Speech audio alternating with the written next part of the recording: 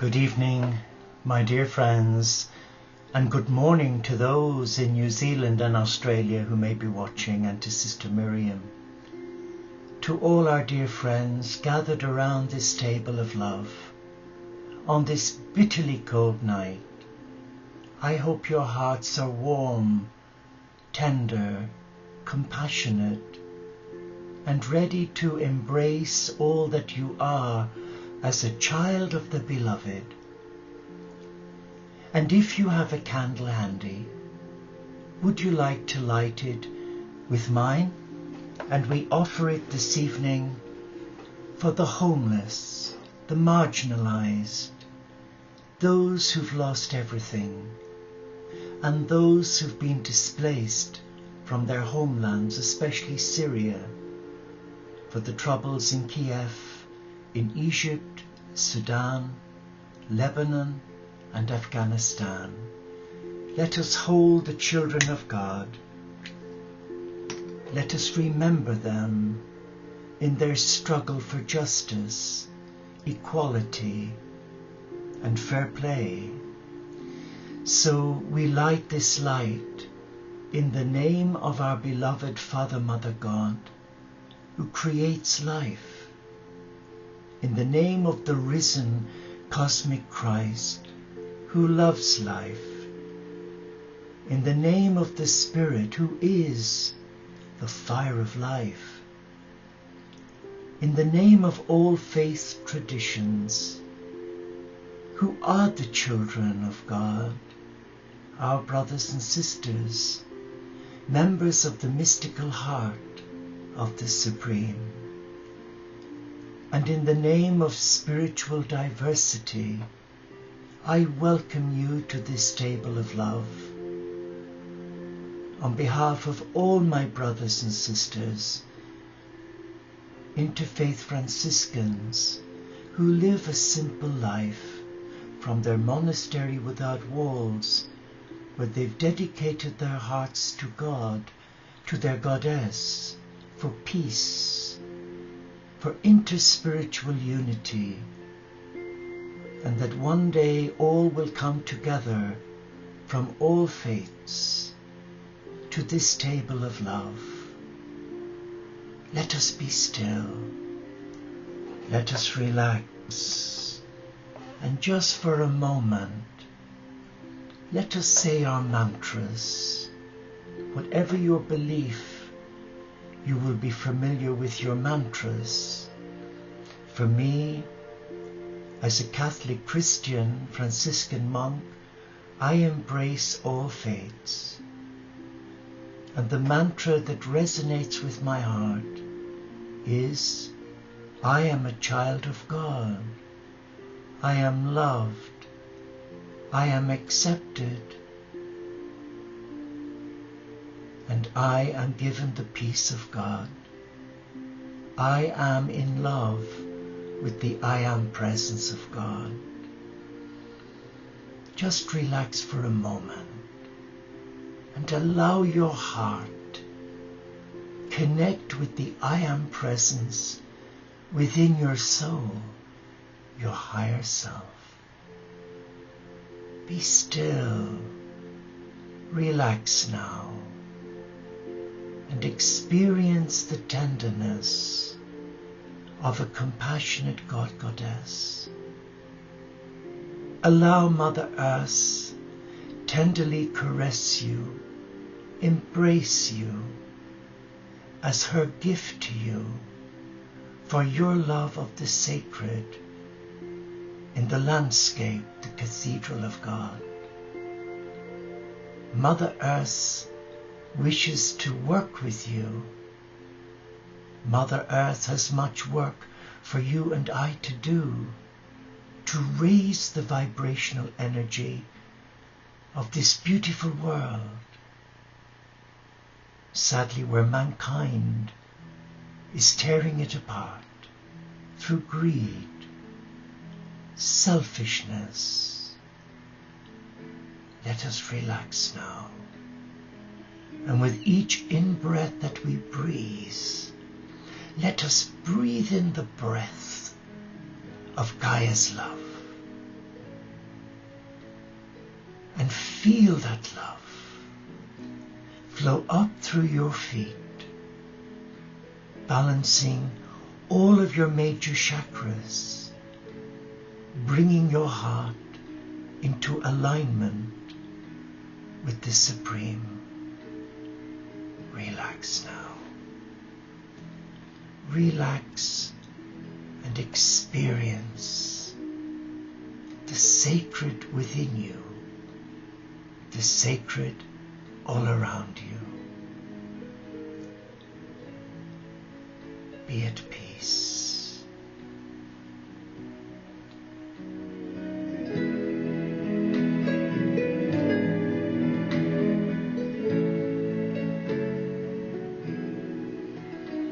Be at peace.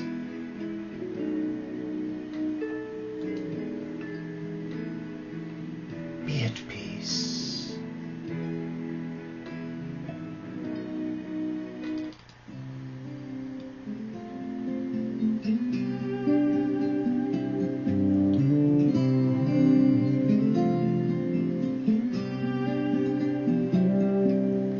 Come to the table and savor the sight, the wine and the bread that is broken.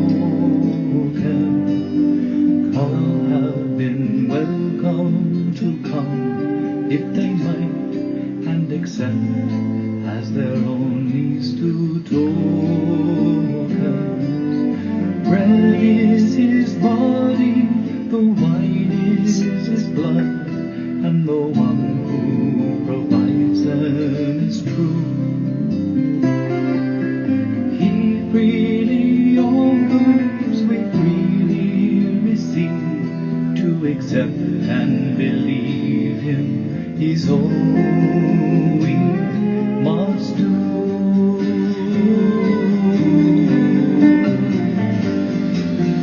Come to the table and taste the glory, savor the sorrow, he's dying tomorrow, and that is breaking the bread, soon will be broken.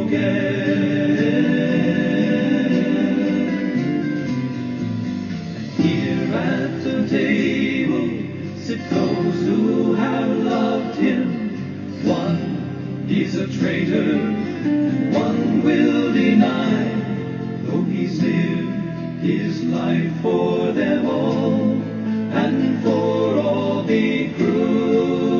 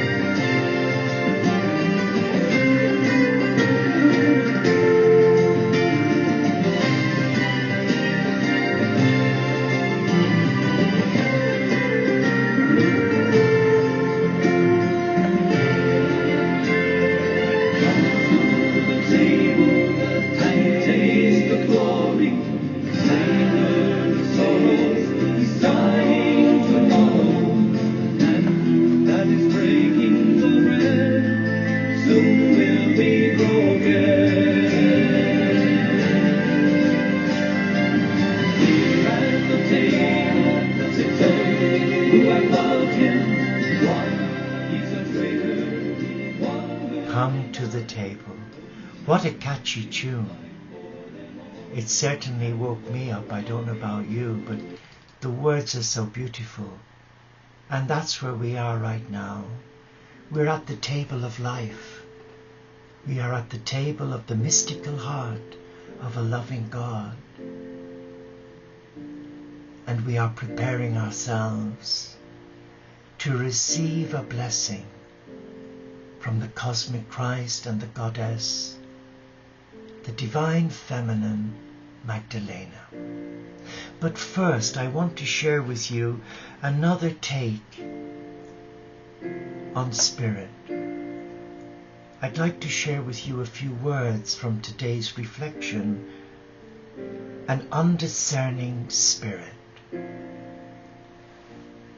And in Luke chapter 8 verse 45 we read, "And you say, 'Who touched me?'" You may be familiar with the words. But let me give you a little background on the story. One day, a chronically ill woman who had hemorrhaged for 12 years pushed her way through the crowd and touched the hem of Jesus' garment. And immediately she was healed. But then something happened.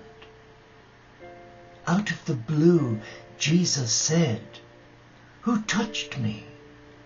Everyone was startled. Not me, definitely not me. If it was me, I probably would have hid behind Eleanor or Elizabeth or Miriam or Jen. I think I would be too embarrassed to say it was me. But that's just an opinion.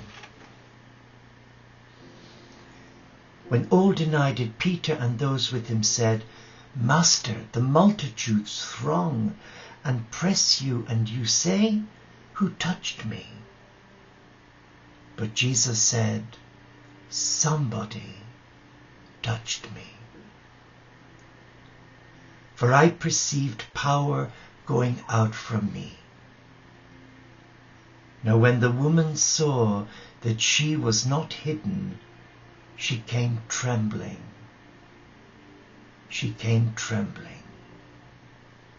And falling down before him, she declared to Christ, in the presence of everybody, how she was healed immediately. Can you imagine how she felt so embarrassed to own up to the truth? But she did. Unlike many of us today, where we seem to lack that inner knowing, that inner confidence of spirit, we join the crowd, and whatever they do, we will follow. Sheep without a shepherd. Like what's happening in Syria, in Egypt, in Lebanon, in the Sudan. There's a lot of tit for tat. The same with religion. And religion is no different to a family who's dysfunctional. It takes a person of integrity, like this woman who was healed. And she said, "It was I who touched you." But what was the story about? Well, let's read on. And he said to her, "Daughter, be of good cheer." He didn't tell her off. It's like as if you were invited by some high-ranking, highfalutin servant or senator or president. And you go in dressed in your everyday clothes. You're not wearing Gucci or Armani, probably something from the pound shop, Walmart, Asda. And you don't seem to give off the right status symbol. And the senator's wife or the president's wife will look down at you and think, oh, no, I don't want you here. You haven't got the right credentials. But in the eyes of the cosmic Christ, she had all the credentials. She had faith, like a mustard seed. And it was her persistence. She didn't give in at the first hurdle. She persevered. She went on and on and on. How many of us today do that in our faith journey? So many give up when the first crisis unfolds. Yeah, they give up. Let's read on. He said to her, daughter, be of good cheer. Your faith has made you well. Go in peace. Wow. Go in peace. What's at work in this story? Master, the multitudes throng and press you, and you say, who touched me?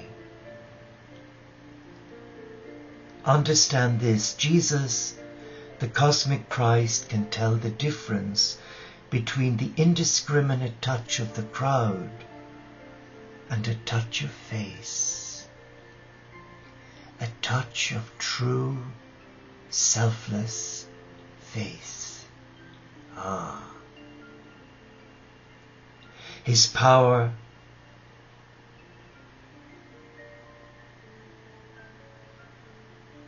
is there for you too. But faith draws on his power and brings results. We read on. Notice this woman touched the hem of Jesus' garment. She didn't touch his face, his hand, or kiss his feet. She touched the hem of his garment.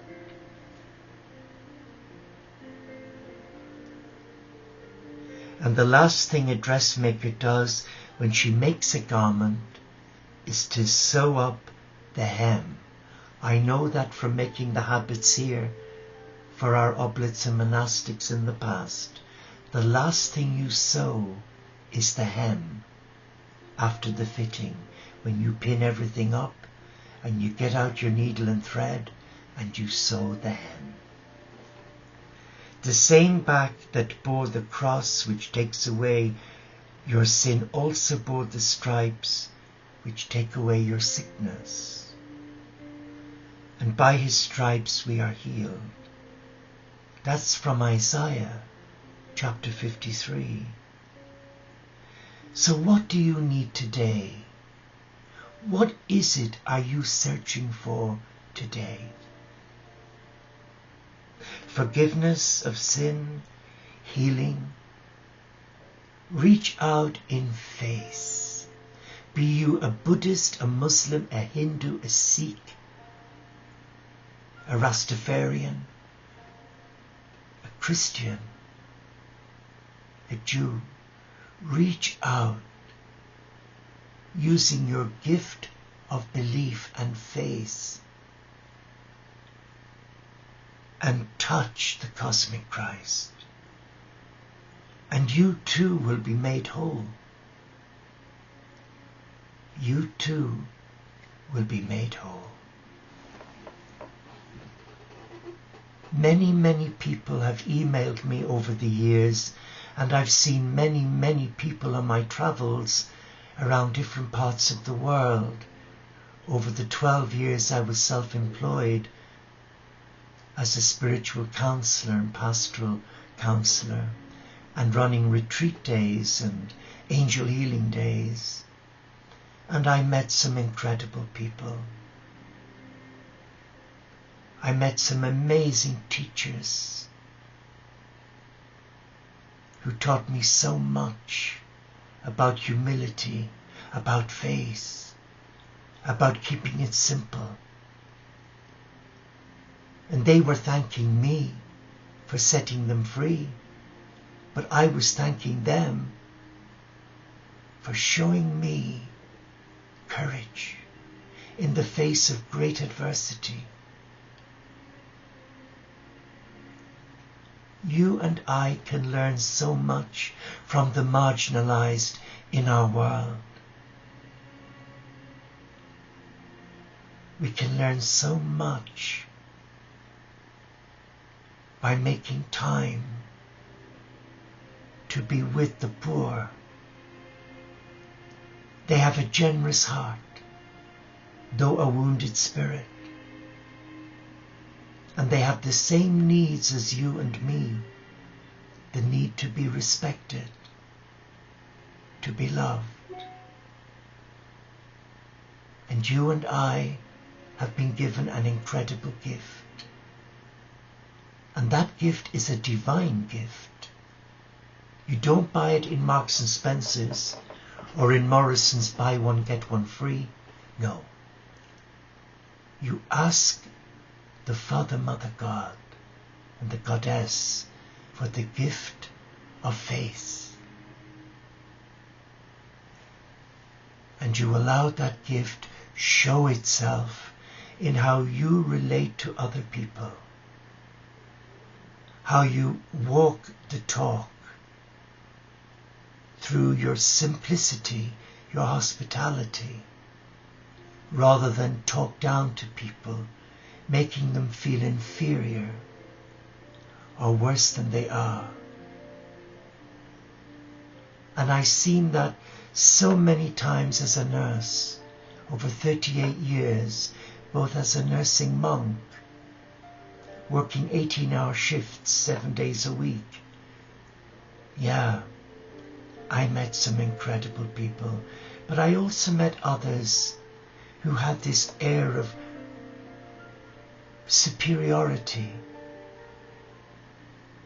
Nurses in management, or nurses bearing a grudge because they didn't get the appointment. And they carry that chip, and they make the ordinary patient and their families feel very little, insignificant. But don't you meet that in every walk of life? Let us relax now. Let us imagine that we are in this amazing room and there's lots going on. There's lots of important spiritual teachers there. Yes. And we are so excited. But we're not there to learn, we're there to be healed. And word got out that there's a special guest. Yes, it is the Cosmic Christ with the Divine Feminine, Magdalena. And your heart misses a beat. You think, oh, I've got to go and see him. If I could just see him, I would ask him to lay his healing hand on me. And something happens. The angels of God heard your request, and the crowds were parted in this vast arena, vast room where there was lots of people. And there in front of you is the Cosmic Christ. And he touches you. He touches you. And he doesn't rebuke you. He doesn't tear a strip off your shoulder for daring to touch him. In fact, the opposite happens. He calls you to his heart. And he says, come, come, my child. You know I love you. And I know you're hurting. Come and rest your head on my heart. And allow me set you free from all the anxiety, all the stress, the worry, the low self-worth, the low self-esteem, the depression, the anxieties of trying to live a spiritual life in a modern world that has lost sight of the divine. Let me touch you. And there are tears running down your face because He's read your mind. He's seen your heart. He knows that you ache for love of the divine, but your humanity trips you up and you fall down so many times, and it's a struggle to get up again. And in that moment of intimacy, He touches your soul with love. A touch you've never experienced before.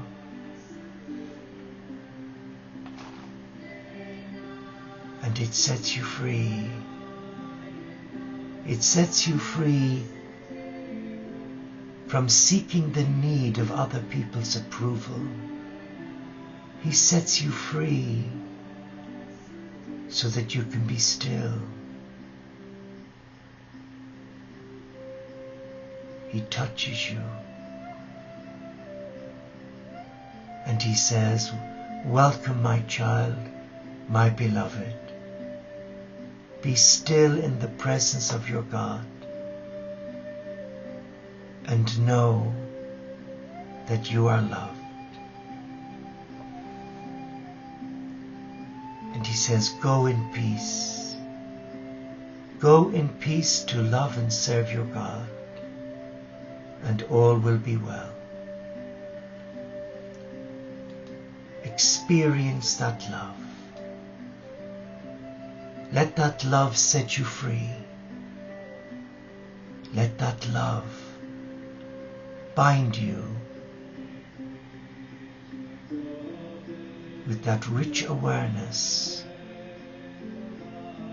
that you are a child of God and that nothing can separate you from that love.